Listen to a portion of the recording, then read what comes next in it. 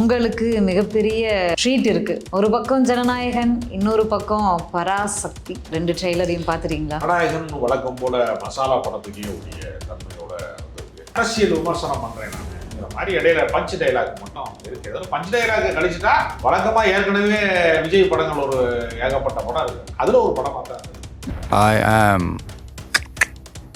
coming.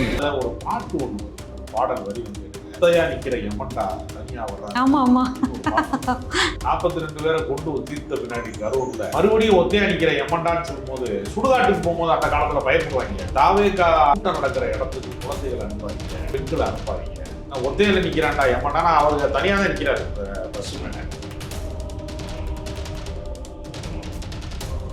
Jananayagan வந்து உண்மையிலேயே வந்து கரூர் சம்பவத்தை வந்து சினிமா ஷூட்டிங் ஆகிறது தான் எல்லாரையும் காப்பாத்திருப்பாரு. குழந்தைகளை காப்பாத்திருப்பாரு, பெண்களை காப்பாத்திருப்பாரு, விட்டுட்டு ஓடிப்பாரு. அப்படி தனிமானத்துல சினிமால காப்பாத்திருவாரு, நிஜத்துல தப்பிச்சு ஓடிப்பாரு. இந்த படத்துல விஜய் அவர்களுடைய பேர் வந்து தளபதி வெற்றி கொண்டான். வெற்றி கொண்டானாவே எல்லாருக்கும் திமுக தான் ஞாபகத்துக்கு வரும். அதிமுக தான் எம்ஜிஆர் ஜெயலலிதாவையெல்லாம் ஆட்டை போட்டாரு, திமுகவுக்கும் வந்துட்டாரு. இப்போ தளபதி ஆட்சி வரணும், தளபதி ஆட்சி வரணும்னு தாவேக்காரங்க சொல்றாங்க. ஆனா அவங்களுக்கு தெரியல தளபதி தான் ஆட்சி.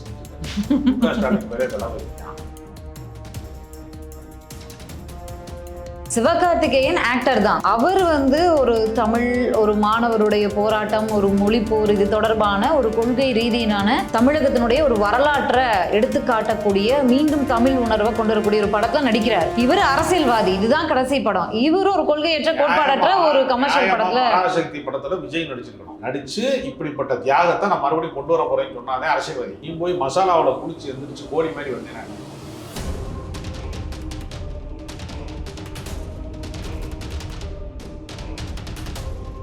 நேயர்களுக்கு வணக்கம். நிகழ்ச்சியில் சிறப்பு விருந்தினராக அரசு விமர்சகர் திரு ராஜகம்பீரன் இணைந்திருக்கிறார். பேசலாம். வணக்கம் சார். வணக்கம். அதாவது பொங்கலுக்கு மிகப்பெரிய ட்ரீட் இருக்கு. ஒரு பக்கம் ஜனநாயகன், இன்னொரு பக்கம் பராசக்தி. ட்ரெய்லர் பார்த்தீங்களா? ரெண்டு ட்ரெய்லரையும் பார்த்துட்டீங்களா? ஜனநாயகன் வழக்கம் போல மசாலா படத்துக்கே உரிய தன்மையோட வந்திருக்கு. ஓப்பனிங்லேயே வன்முறை காட்சிகள், பெரிய பெரிய இரும்பு ராடை எடுத்து புழக்கிறது, அடிக்கிறது, தீவிலாம் பறக்கிறது. வழக்கமா தெலுங்கு படங்கள்ல நம்ம எப்படி வந்து தண்டவாளத்தை மேல வந்து ரயில் மேல மோதனா ரயிலுக்கு தான் சேதமாகுமே தவிர ஹீரோவுக்கு எந்த சின்ன கிராட்சி கூட ஆகாது அப்படிங்கிற மாதிரி தான் படம் எடுப்பாங்க. அந்த மாதிரி ஒரு அதிகபட்ச ஒரு கமர்ஷியல் மசாலாவில் குளிச்சு எந்திரிச்சு அரசியல் விமர்சனம் பண்றேன் நான் அப்படிங்கிற மாதிரி இடையில பஞ்ச் டைலாக் மட்டும் இருக்கு. ஏதாவது பஞ்ச் டைலாக் கழிச்சுட்டா வழக்கமா ஏற்கனவே விஜய் படங்கள் ஒரு ஏகப்பட்ட படம் இருக்கு. அதுல ஒரு படமா தான் அது புதுசா இருக்கு. இல்ல, தாவேக்கா தொண்டர்கள் பெருத்த ஏமாற்றம் அடைந்திருப்பதா நான் கேள்விப்பட்டேன். ஏன்னா கடைசி படம் ஜனநாயகன் இந்த தேர்தல் வர நெருக்கத்துல இருக்கு. இது பெரிய அரசியல் தீ மூட்டக்கூடிய, அந்த தாவேக்கா தொண்டர்களுக்கு அரசியல் தீ மூட்டக்கூடிய ஒரு படமா இருக்கும்னு எதிர்பார்த்தாங்க. பட் இது ஒரு டப்பிங் படம் மாதிரி இருக்கு அப்படிங்கிற ஒரு டப்பிங் படம் தான். ரீமேக் படத்துக்கும் டப்பிங் படத்துக்கும் என்ன வித்தியாசம்? இல்ல, அந்த படத்தை அப்படியே தமிழ்ல பாக்குற மாதிரி இருக்கு அப்படிங்கிற ஒரு விமர்சனம். ஆமா, ஒண்ணுமே இல்ல படத்துல பாக்குறதுக்கு, ஒண்ணுமே இல்ல. வழக்கம் போல வந்து என் மகளை வந்து யாரா தொட்டது, யாரா இதே, அதாவது நம்ம ஏற்கனவே பார்த்து பார்த்து அரத பழசான பிடிச்சு போன கதைகள் இருக்கு இல்லையா, அதுல மறுபடியும் நடிச்சிருக்கிறார். சண்டை காட்சிகள். அதுல ஒரு பாட்டு ஒண்ணு வருது, ஒரு பாடல் வரி வந்து இடையில வருது.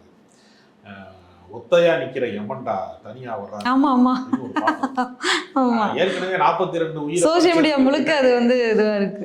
42 பேரை கொண்டு தீர்த்த பின்னாடி கரூர்ல மறுபடியும் ஒத்தையா நிக்கிற எம்மண்டான்னு சொல்லும் போது சுடுகாட்டுக்கு போகும்போது அந்த காலத்துல பயப்படுவாங்க, பக்கமே போக மாட்டாங்க. அது மாதிரி இப்ப வந்து தாவேக்கா கூட்டம் நடக்கிற இடத்துக்கு குழந்தைகளை அனுப்பாதீங்க, பெண்களை அனுப்பாதீங்க. நான் ஒத்தையில நிக்கிறான்டா எம்மண்டானா அவருக்கு தனியா தான் நிக்கிறாரு இந்த பஸ் மேல.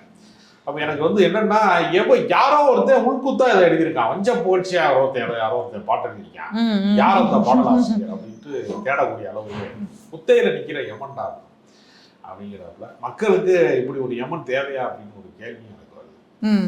வாழ வைப்பதற்கு, அதாவது வீரம் என்பது ஒருவனை அழிப்பது கிடையாது, ஒருவனை வாழ வைப்பதுல தான் வீரம் இருக்கிறது. இந்த உலகத்துல வந்து யாருக்கு அடிச்சாலும் வந்து அது வலிக்கும். காந்தி தான் சொன்னாரு, அடிச்சவன் ஜெயிச்சவனா அடி வாங்கினவன் ஜெயிச்சவனா.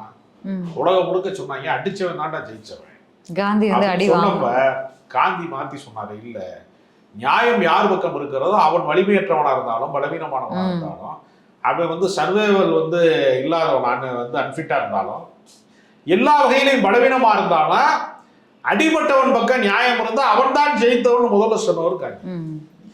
நீங்க வந்து எல்லாரையும் அடிச்சு துவைச்சு துவம்சம் பண்ணி 2 மணி நேரத்துல எல்லா வில்லனையும் வீழ்த்துறது இருக்குல்ல, அது சினிமாவில் மட்டும்தான் சாத்தியம்.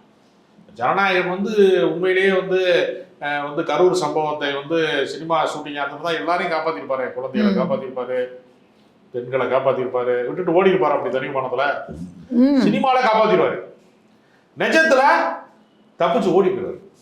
அதனால ஒத்தையில நிக்கிறேன் எமன்டான்னு அவனை ஒரு பாட்டை போட்டது மூலமா வந்து யாரோ விஜய்க்கு எதிராக வந்து சொந்த காசுல சூனியம் வச்சிருக்கிறாங்களான்னு எனக்கு தெரியல. மொத்தத்துல இந்த காலகட்டத்துல இன்னொரு பெரிய பிரமாதமான அரசியல் படம் வருதுங்கிறதுனால இது தாக்கு பிடிக்குமான்னு நமக்கு தெரியல. அதுதான் ரொம்ப முக்கியமான விஷயம். பெயர் வந்து இந்த படத்துல விஜய் அவர்களுடைய பெயர் வந்து தளபதி வெற்றி கொண்டான். வெற்றி கொண்டான்னாவே எல்லாருக்கும் திமுக தான் ஞாபகத்துக்கு வரும். அங்கிருந்து அதிமுக தான் எம்ஜிஆர் ஜெயலலிதாவையெல்லாம் ஆட்டை போட்டாரு, திமுகவுக்கும் வந்துட்டாரு. இப்போ இல்ல தளபதி ஆட்சி வரணும், தளபதி ஆட்சி வரணும்னு தாவேக்காரங்க சொல்றாங்க. ஆனா அவங்களுக்கு தெரியல தளபதி தான் ஆட்சி செஞ்சுட்டு இருக்காரு. முக ஸ்டாலின் பேரே தளபதி தான். தளபதி முக ஸ்டாலின் ஆட்சி தான் நடந்துட்டு இருக்கு. தளபதி ஆட்சி வரணும்னா திமுக ஆட்சி வரணும் தான் அதுக்கு அர்த்தம். செல்லூர் ராஜு போன வாரம் தெரியாம சொன்னாரு, முதலமைச்சர் மீண்டும் முதலமைச்சராக வெற்றி பெறுவார். தெரியுமா? தெரிஞ்சுதான் திமுக ஆட்சிக்கு தெரிஞ்சாங்க சொன்னாரு. அவர் விவரம் இல்லாதானா? இல்ல இல்ல விவரமானவர் இருந்திருக்கிறாரு. அவர் ரொம்ப விவரமானவர். தென்பாக்குல வந்து ஒரு மெதகோட்டாரா இல்லையா? அவர் வந்து அப்துல் கலாம் மறைவுக்கு பின்பு வந்து சயின்டிஸ்டுகளுக்கு ஒரு பெரிய பஞ்சம் வந்த போது அதை தீர்த்து வைப்பதற்கு மதுரையில் ஒரு முறை முயற்சி செஞ்சார். அது கூட ஐடியா கொடுத்தவன் தான் என் தம்பி என்னைய மாட்டி விட்டாங்கன்னு சொன்னாரு பலமுறை. நான் வாட்டு எனக்கு தெரியாது அதெல்லாம், எனக்கு என்னையா தெரியும், என்கிட்ட சொன்னாங்க செஞ்சா நல்லா இருக்கும் அப்படின்னு சொன்னாங்க, சரி செய்யுங்க அப்படின்னு சொன்னேன். உடனே தர்மாக்கோள் பட்டத்தை தூக்கி என் மேல வச்சுட்டாங்க. ஐடியா கொடுத்தேன், எஸ்கேப் ஆயிட்டான். இந்த பழத்தை திண்டவன் வந்து எஸ்கேப் ஆயிட்டான், தோலை எடுத்தவன் மாட்டிக்கிட்டான். அந்த மாதிரி அவர் பேர்ல பணியை சாட்டினாங்க. அவர் தெளிவா சொல்றாரு, செல்லூர் ராஜுக்கு தெளிவா தெரியுது. மீண்டும் வந்து இன்றைக்கு முதலமைச்சராக இருக்கிறவர் தான் முதலமைச்சரா தொடரணும்னு நான் சாமியை கூட கும்பிட்டேங்கிறாங்க. சாமி கும்பிடனால அதை நடக்க போகுது. அது தெளிவா பேசுறாரு. அதே மாதிரி தளபதி ஆட்சி வரணும், தளபதி ஆட்சி வரணும்னு டிவிகே காரங்க சொல்றாங்க. தளபதி ஆட்சி தான் இருக்குங்கிற அளவுக்கு எனக்கு விவரம் இல்லை. தளபதி ஆட்சி மீண்டும் வரணுங்கிறாங்க. அதைத்தான் ஸ்டாலின் ஒவ்வொரு மேடையா சொல்றாரு, திராவிடம் 2.0 வந்து ஆட்சி தொடருங்கிறாரு. கருத்து நீங்க சுத்தி வளைச்சு பாத்தீங்கன்னா அந்த மத கருத்துக்கள்ல, மத நூல்கள்ல வந்து பல கருத்துக்களை சொன்னாலும் எல்லாமே ஒரே இறைவன் தான் சொல்றாங்க. அது மாதிரி இவங்க சுத்தி சுத்தி பார்த்தா தளபதி ஆட்சி தான் வருங்கிறாங்க. ஒரே கருத்தா அதுல பல டைலாக்ஸ் வருது. அதுல வந்து என்ன மிரட்டணும், என்ன வந்து இது பண்ணணும்னு நினைச்சா நான் ஓடிட மாட்டேன், திரும்ப வருவேன், ஐ எம் கம்மிங் அப்படின்னு சொல்லி ஒரு டைலாக் வருது. யார் இவரை மிரட்டுறாங்க, யார் இவரை வந்தாரு இல்லையா? ஆமா, அதான் கம்மிங் சொன்னது வந்து நான் கரூருக்கு எல்லா வீட்டுக்கு வந்து எல்லா கஷ்டப்படுறவங்க, பாதிக்கப்பட்டவங்க, உயிரை பறி கொடுத்தவங்க வீட்டுக்கெல்லாம் வந்து ஒரு வீடா துக்கம் கட்டாங்க. பாத்தியெல்லாம் பாக்கலையா? ஒரு வீடா போய் துக்கம் கட்டதா கேட்டா தானே பார்க்க முடியும். கேட்டாருங்க. எங்க கேட்டாரு? ஒரு ஹோட்டல் ரூம்ல போய் தனித்தனியா மாமல்லபுரம். ஆமா ஆமா, அந்த வீடு எல்லாம் செட்டு போட அது கூட நமக்கு தெரியாது. ஆர்ட் டைரக்டரை கூப்பிட்டு கரூர் செட்டப் இங்கே போடுங்களா, ஒரு வெட்ட வெளியில வேற ஏதோ செட்டு போட்ட மாதிரி இருக்கு இந்த ட்ரைலர்ல.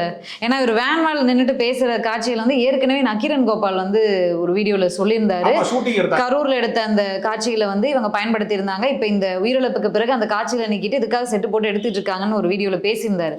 இப்ப அதே மாதிரி ஒரு காட்சி இருக்கு, வேன் மேல நின்று பேசுற மாதிரி பேசுற மாதிரி. அப்போ இதை உறுதின்னு எடுத்துக்கலாமா? அதனால தமிழ்நாட்டுக்கு வந்து எம்என்லாம் தேவையில்லை, மக்களை காப்பாற்றுகிறவர்கள் தான் வேணும். மக்களுக்கு வந்து உயிரோடு விளையாடுகிறவர்கள், அவர்களுடைய வந்து நடைமுறைக்கு சாத்தியமில்லாத விஷயங்களை பேசுகிறவர்கள், அவங்க யாருமே தேவையில்லை. கடைசியா ஜனநாயகன் ட்ரெய்லர்ல இருந்து லாஸ்டா முடியும் போது வரும் ஒரு வெள்ளை சொல்லையா இருக்காங்கன்னா அரசியல்வாதிகள் தான் இருப்பாங்க. ஒரு 10-15 அரசியல்வாதிகளை வச்சு இவர் விழுக்கிற மாதிரி ஒரு சீன் இருக்கு. மக்களுக்கு நல்லது பண்ண அரசியலுக்கு வாங்கடானா கொள்ளையடிக்க வரீங்க அப்படின்னு சொல்லிட்டு விஜய் அவர்கள் இன்னும் ஒரு மாட்டி கூட ஆட்சிக்கு வரல, அதுக்குள்ள 1000 குற்றச்சாட்டுகள் இருக்கு. இந்த சூழ்நிலையில இது தாவேகா நிர்வாகிகளை பார்த்து அவர் சொன்னது ஆட்சிக்கே வரல இன்னும், அதுக்குள்ள ஆனந்து ஆதவ அர்ஜுனா, நிர்மல் குமார் எல்லாருமே வெள்ளையும் சொல்லியமா இருக்காங்க, அருண்ராஜ் உட்பட வெள்ளையும் சொல்லியமா இருக்காங்க. ஏன்டா ஒழுங்கா கட்சி நடத்துறதுக்கு வாங்கடானா கொள்ளையடிக்கிறதுக்கு வந்திருக்கலாடான்னு சொல்லி வெள்ளையும் சொல்லியமா இருக்கிறவங்க அடிக்கிற காட்சி வேற யாருன்னா அது உட்கட்சி உள்ள நடந்த சண்டை தான்.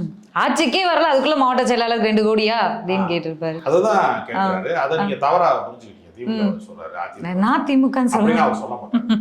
அவர் உட்கட்சிக்குள்ள அவர் கண்டிக்கிறார், கொள்ளையடிக்கிற காயம் கூட வராதேடா அப்படிங்கிறாரு.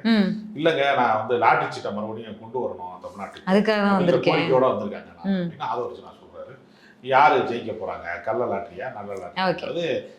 சேம் டைம்ல பராசக்தி அந்த படம் வந்து, பராசக்தினா அந்த வேர்டே வந்து எவ்வளோ பவர்ஃபுல்லாக இருக்கும் அப்படிங்கிறது நமக்கு தெரிஞ்ச விஷயம் தான், ஏற்கனவே பார்த்தோம். பின்னாடி அது சொல்லக்கூடிய ஹிஸ்ட்ரி எல்லாமே. பராசக்தி ரிலீஸ் ஆகுது. இப்போ வந்து ஜனநாயகனா பராசக்தியான்ற மோதலை தாவேக்கா தான் கையில் எடுத்திருக்கு, இந்த பக்கம் யாருமே கையில் எடுக்கலை. இந்த 2 ட்ரைலரையும் பார்த்துருப்பீங்க. எந்த படம் வந்து கொள்கை ரீதியாக இருக்கு, இந்த படம் சக்ஸஸ் ஆகும் நீங்க நினைக்கிறீங்க?